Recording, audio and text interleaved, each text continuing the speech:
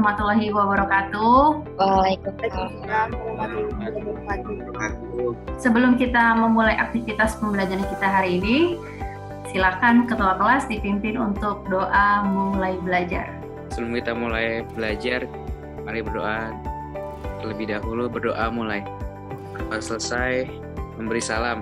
Assalamualaikum warahmatullahi wabarakatuh. Seperti biasa, Ibu akan mengecek kehadiran Adinda Regita. Hadir, Bu. Dan Nur Aditya. Hadir, Bu. Alhamdulillah semuanya hadir. Nah, sebelum masuk ke materi ini, ya, Ibu akan sedikit memberikan motivasi ke kalian. Mau dimanapun nanti kalian kerja, mau dimanapun kalian berada, di masyarakat, di rumah, di kantor, kalian harus pandai memanfaatkan kesempatan, apalagi dalam hal belajar. Ingat, jangan pernah nunggu kesempatan datang 2 kali. Ya, langsung manfaatkan kesempatan ketika memang hadir langsung di depan mata kita. Nah, dari kompetensi dasar ini Ibu turunkan menjadi beberapa tujuan pembelajaran. Yang pertama, menelaah pengertian transaksi bisnis, kemudian membandingkan jenis transaksi bisnis, baik yang lingkupnya internal maupun eksternal. Kemudian yang kedua ada mengelola transaksi bisnis perusahaan. Ya, sebelum kita masuk ke materi, Ibu mau bertanya dulu nih ke kalian. Sebenarnya dari tadi ngomongin transaksi bisnis perusahaan nih. Sebenarnya transaksi bisnis perusahaan itu apa ya? Transaksi bisnis perusahaan adalah kejadian-kejadian dalam perusahaan yang bersifat finansial. Oke, terima kasih Yulia dan Eva jawabannya. Kaitannya apa Din kira-kira dari PDA yang minggu lalu kita pelajari sama transaksi bisnis perusahaan? Pengaruhnya itu ada di aset, kewajiban, modal, pendapatan, dan biaya. Transaksi bisnis akan menyebabkan perubahan pada persamaan akuntansi yang kemudian harus dicatat dan dilaporkan. Dari 5 elemen tadi itu bisa ketahuan ya, kalau ada transaksi bisnis yang berubah yang mana. Ya, ini yang akan mempengaruhi kondisi laporan keuangan perusahaan. Oke, itu kaitannya.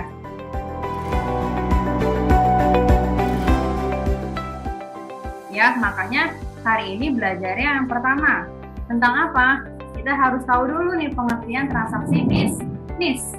Ya, tadi sudah disampaikan. Kemudian jenis transaksi bisnis, ya. Yang ketiga ada transaksi bisnis di perusahaan, jasa, dagang, dan manufaktur. Yang keempat, jenis dokumennya apa saja sih? Ya, kita sebutnya sebagai entitas. Ini dulu yang kita harus pahami, ya. Jadi apapun kejadian yang ada bersinggungan dengan keuangan, udah masuknya transaksi bisnis. Jenis transaksi ada 2, transaksi internal dan eksternal. Ada kwitansi, ada cek, ada billet giro, nota kontan, faktur, nota kredit, dan nota debit. Yang pertama ada kwitansi.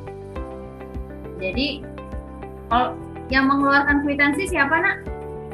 Kwitansi itu adalah tanda bukti pembayaran uang yang dibuat dan ditandatangani oleh pihak penerima uang. Kan lembaga keuangan ada 2 jenisnya, ada bank dan bukan bank. Nah, ini cek ini memang dikeluarkan oleh bank. Contohnya di layar, ini bank yang mengeluarkan bank BCA, billet giro.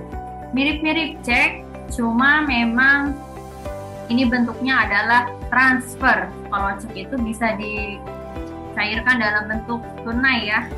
Kalau ini bentuknya transfer. Jadi pemindah bukuan dari nasabah suatu bank ke rekening seseorang. Nota kontan, nota yang dikeluarkan ketika ada penjualan tunai.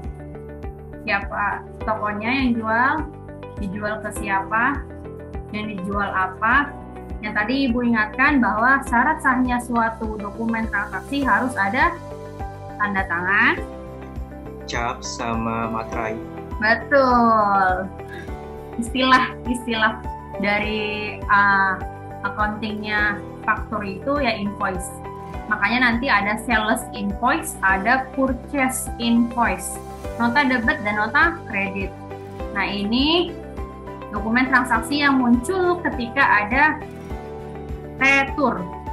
Ya, retur tuh maksudnya apa, Bu? Maksudnya pengembalian barang, bukti memo. Ya, ini biasanya dari manajer accountingnya turun ke staff accounting. Ini dia minta penyesuaian untuk pengembalian barang ya. Maka pencatatan barangnya harus ada yang dikurangi kalau memang benar dikembalikan. Bukti kas masuk, kas keluar. Ya, ini terkait dengan semua transaksi yang menyebabkan penerimaan kas atau pengeluaran kas secara tunai. Yang kelima, bayar utang ya kepada kreditur. Yang keenam, pengembalian aset yang ditanamkan pemilik. Oke, itu gambaran transaksi bisnis perusahaan jasa. Kalau misalnya belinya banyak, dapat potongan pembelian. Kalau barangnya ada yang rusak, diretur pembelian. Ketika beli, kena biaya angkut atau ongkir. Itu sama aja tuh. Jual juga sama.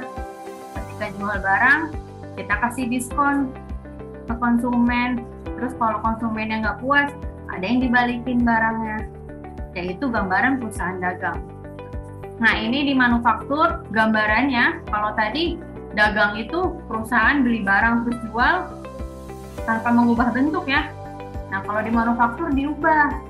Jadi beli bahan baku dulu nih, diolah, masuk ke proses produksi. Pernah lihat yang pertama ada S Home Center.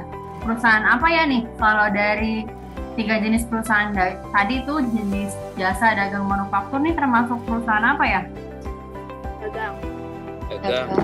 Dagang ya? Ya. Oke. Yang kedua ada JNE. Perusahaan apa nih? Jasa. Ini dia masalahnya. Ya, seperti biasa kalian akan diskusi dari materi yang tadi Ibu sudah jelaskan. Ibu mengangkat satu permasalahan, dokumennya tidak sah. Seperti apa dokumennya? Kurang lebih seperti ini gambarannya. Ya, kamu analisis nih, kenapa nih nggak sah nih? Kenapa ditolak nih? Ditolak nggak mau dicatat. Emang kenapa sih Bu nggak langsung catat aja? Nanti kalau proses pemeriksaan akuntansi kena nih. Kalau udah kena, dendanya berupa finansial maupun pidana. Kalau nominalnya besar, ya. Nah, pertanyaannya, oke, kamu harus identifikasi masalahnya, penyebabnya kira-kira apa, bagaimana seharusnya tindakan yang diambil, dan jika dikaitkan dengan materi yang kita bahas sekarang. Kalian sebagai peserta didik dapat akses modul ya di Google Classroom yang Ibu sudah lampirkan. Itu ada modul, ada PowerPoint, dan ada video pembelajaran. Ibu akan setting breakout room. Silahkan masuk. Uraikan apa saja yang bisa menjadi penyebab terjadinya masalah pada kasus tersebut. Masalahnya mitra. Oh bener, nah, Yuli ya. Yang tadi salah. Ya, totalnya 35086. Ya, benerin aja. Jadi salah tadi. Nah, kalian pastikan jawab dan saya juga ikut jawab juga. Jadi cara penghitungan yang si totalnya ditambah dulu sama PPN atau enggak dulu? Yang itu yang mana sih yang diskon? Sampai mana diskusinya? Yang keempat, Bu. Mantap. Maksudnya lagi diperfectin lagi, Bu. Oke. Lanjut. Assalamualaikum warahmatullahi wabarakatuh. Saya perwakilan dari kelompok 1 akan memaparkan hasil dari diskusi tadi. Untuk pertanyaan nomor pertama, itu ada identifikasikanlah masalah pokok yang terjadi pada kasus tersebut. Yang terjadi itu adalah bukti transaksi pada nota kontan tidak sah. Yang nomor 2, uraikan apa saja yang menjadi penyebab terjadinya masalah pada kasus tersebut. Seharusnya tidak ada materai di dalam nota kontan, dan perhitungan pada kolom diskon salah. Seharusnya 33.100.000 dikali 4% itu menjadi 1.324.000. Bagaimana seharusnya tindakan yang diambil Pak Adam agar kejadian tersebut tidak terulang kembali? Seharusnya Pak Adam harus lebih teliti lagi. Caranya yaitu periksa kembali bukti-bukti transaksi yang dimiliki, apakah sudah memenuhi syarat sah bukti transaksi atau belum. Kelihatan, Nak? Ya, kalau melihat bukti transaksi ini tentu tidak akan diterima ya. Pertama, kamu udah bisa identifikasi, itu udah bagus banget semua kelompok bahwa Bu, ini dijual kepadanya bukan penjualan tunai harusnya diisi dengan PD Mitra. Bu, ini totalnya salah Bu, harusnya kan ditambah segini. Kesimpulannya yang dari masalah ini harus lebih, kalau dari bukti pembayaran mungkin harus lebih teliti lagi, jadi meminimalisir terjadi kesalahan kayak gini mungkin harus lebih teliti. Betul banget Ibu setuju. Ya, betul kata Megan, kata Alicia. Kalau nanti kalian kerja, ketika nerima bukti transaksi, pertama dicek dulu, diteliti dulu, tanggalnya udah bener belum, ya. Kemudian pihak-pihak yang terkaitnya sudah lengkap apa belum. Dicek dulu capnya, stempelnya. Kalau memang harus menggunakan materai, kamu cek lagi pakai materai atau tidak, ya, sampai dengan jumlah-jumlahnya. Karena kalau bukti transaksinya saja sudah tidak sah, maka tidak bisa dilakukan pencatatan. Jadi jangan sampai nanti seorang akuntan asal nyatet nih, oh ada bukti transaksinya ada, tapi tidak sah padahal. Nah, itu tidak bisa.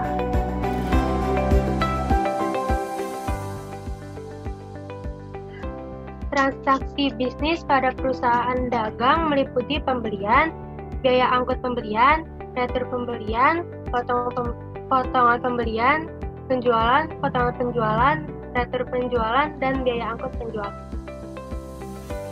Transaksi bisnis pada perusahaan manufaktur meliputi pembelian bahan baku untuk proses produksi, pembayaran tenaga kerja langsung yang terlibat dalam kegiatan produksi, biaya overhead pabrik yang timbul, persediaan barang dalam proses produksi, penjualan barang jadi. Oke, sip. Itu kesimpulan materi kita hari ini.